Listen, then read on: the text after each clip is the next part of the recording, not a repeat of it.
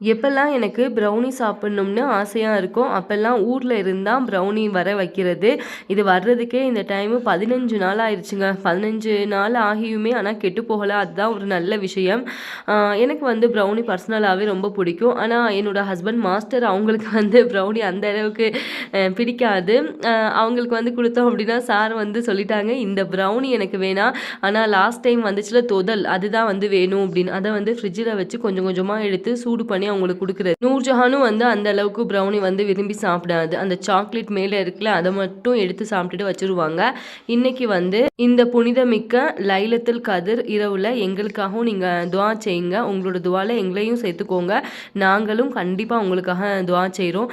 இன்னைக்கு மாஸ்டருக்கு சஹருக்கு cauliflower gravy தான். தக்காளி பழம் மசியவே மாட்டேங்குது. லோ ஃப்ளேமில் வச்சு அவிச்சிட்டு அதுக்கப்புறம் தான் காலிஃப்ளவரே சேர்த்தேன். உங்களில் யாருக்கெல்லாம் ப்ரௌனி பிடிக்கும் அப்படிங்கிறத கமெண்ட்டில் சொல்லுங்கள். தேங்க்ஸ் ஃபார் வாட்சிங்.